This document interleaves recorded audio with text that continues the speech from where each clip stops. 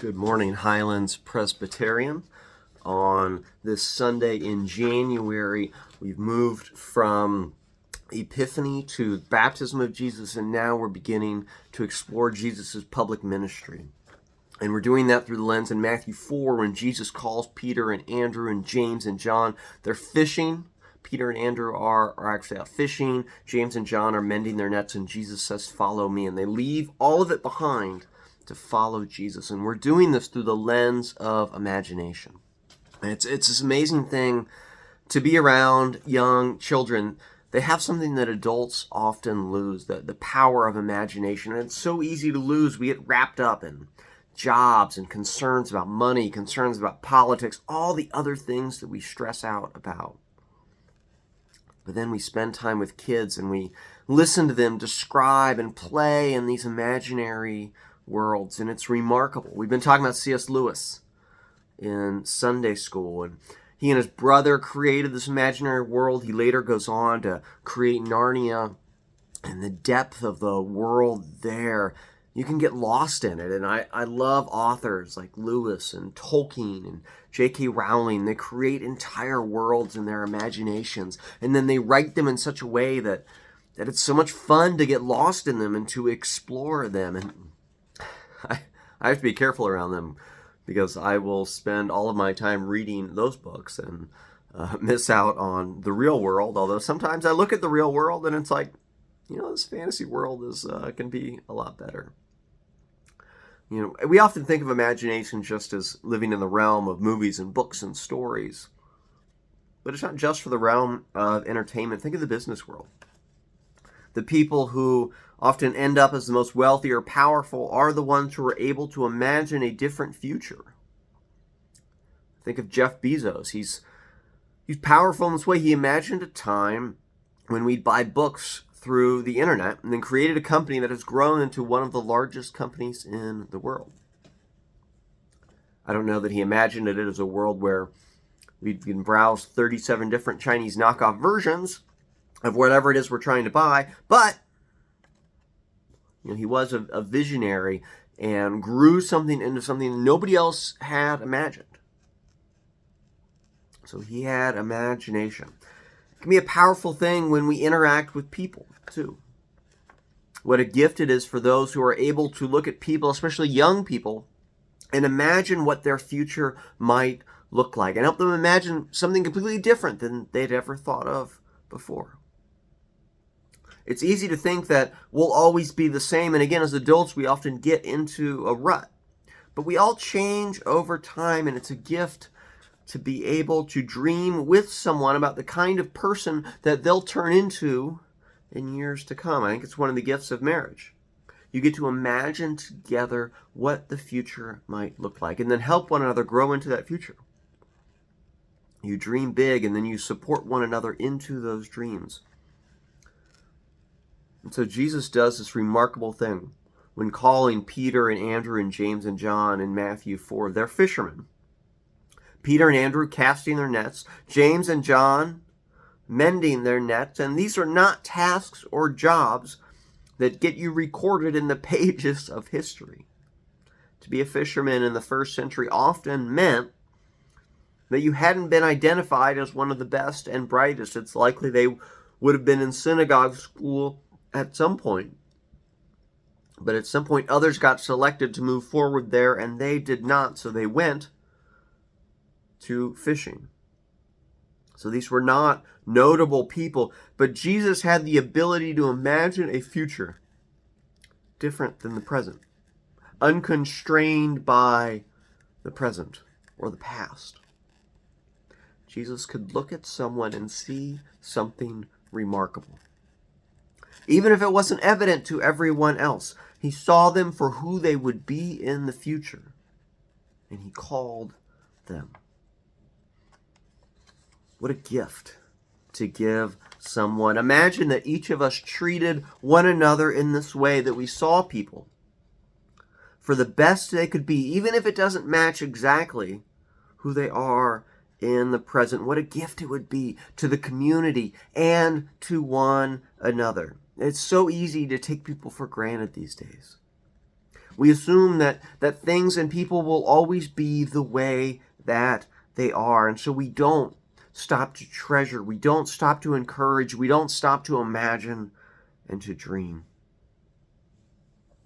I was thinking about this the other night. I was reading a story about two men who had been traveled from Cleveland to New York via a single-engine plane.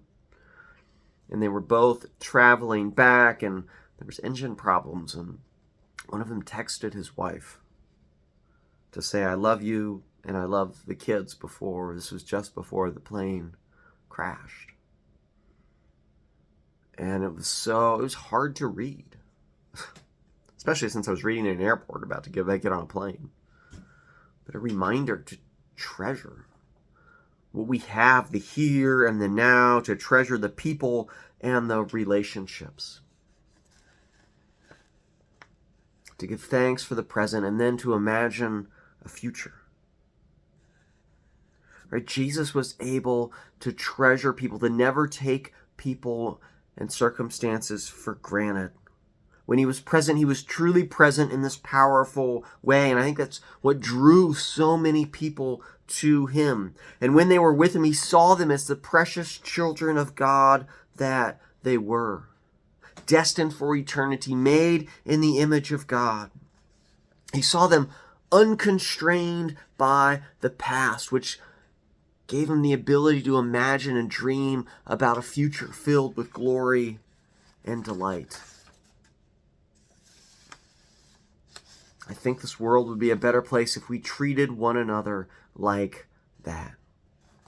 There's something called attribution bias, where it essentially says when we make mistakes, we attribute it to circumstances. And when other people make mistakes, we attribute it to character flaws. When you cut someone off on the freeway, it's because you are in a hurry and you didn't mean to do it, and you're not a bad driver and you're not rude, but you really needed to get somewhere in an emergency. And if the other people understood, they would be okay with it. But when somebody else cuts you off, it's because they're a bad driver and possibly a bad person. We all do this. It's this default line of thinking in our head. But imagine a world where we balance this and we give people credit. Maybe more credit than we're used to. And so a challenge for the week ahead: when you come across people or circumstances that frustrate you, stop and imagine those people dealing with very difficult circumstances. Imagine they're under great pressure and doing the best they can. Imagine that they're acting with the best of intentions.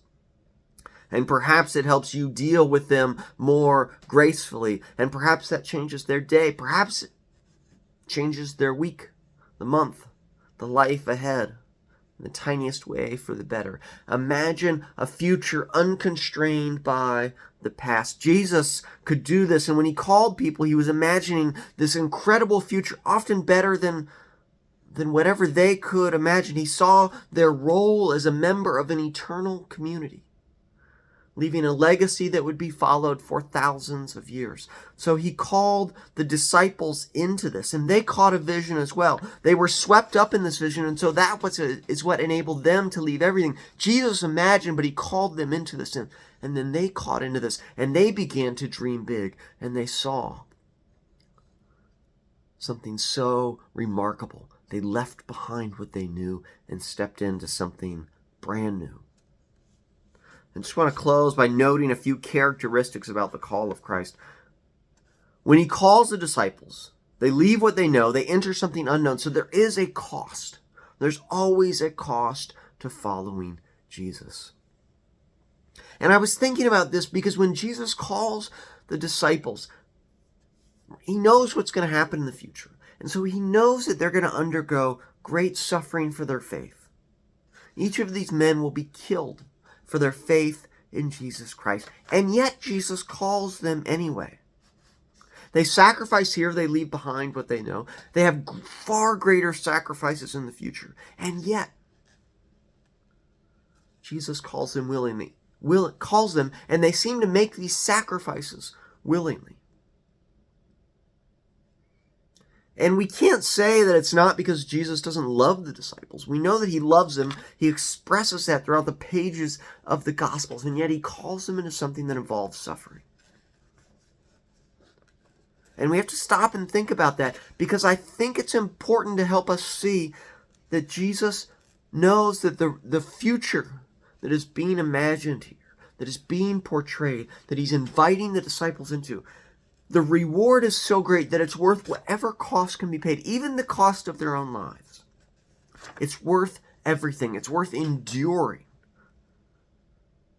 This is the call of Jesus, and the disciples bought into that. And they were therefore willing to pay whatever price, because the imagination of Jesus was contagious, and they caught it too. And so they were compelled to keep going no matter what. And so he calls us too. And we look at this and we say, hopefully none of us will have to give up our lives for our faith. But we should know that the future Jesus sees, the one he imagines for each of us, is worth everything. And he knows that he may be calling us into suffering too. There will be sacrifices we have to make. But again, the reward is worth it, is what we are learning here. Whatever cost is we should be willing to pay. Such is the reward. And then note that Jesus builds upon the gifts the disciples have. He calls them and he says they'll be transformed from fishers of fish to fishers of men. And I'm certain that they don't understand exactly how their gifts of fishing can be used in the church. But it's a helpful idea for us to think about as we think about how we can serve in the church. Because there's a lot of times we may think, I don't know how this other gift that I have can be useful in the church at all. But Jesus finds a way. We don't have to forget everything when we enter the doors of the church. We use what we have. We use what we know. And Jesus, through the power of the Holy Spirit, imagines how those gifts might be used for God's glory. God knits it all together. Even these threads coming from disparate corners of our lives and of our community, and they all come together. So the people who are good at accounting and childcare and hospitality and groundskeeping, they come together and offer these gifts, and this community is born and enriched and developed. And the Holy Spirit helps us keep imagining what comes next, gets us caught up in that vision. And that is the eternal community that Jesus is imagining. And the beautiful thing about worshiping God is able to turn what God imagines into reality. This is what happens in Genesis 1, is that God imagines a world, a creation, and then God speaks and it comes into being. And God is doing the same thing now. God is imagining this rich community where each of us flourish with the gifts that God has given us. And then through the power of the Holy Spirit, God is calling us into that and compelling us to join in and imagine with God about what the future might look like. One where we treat each other in a place where we imagine the best for each of us and we're not constrained by the past that may limit our imagination. And so we go together, and there may be great cost, there may be suffering, but it's worth it, Jesus tells it, to join with God in imagining a future where all people dwell and serve together, united by the grace and power of Jesus Christ, who sees the best in each of us and calls us into a way of life where we grow into that day by precious day.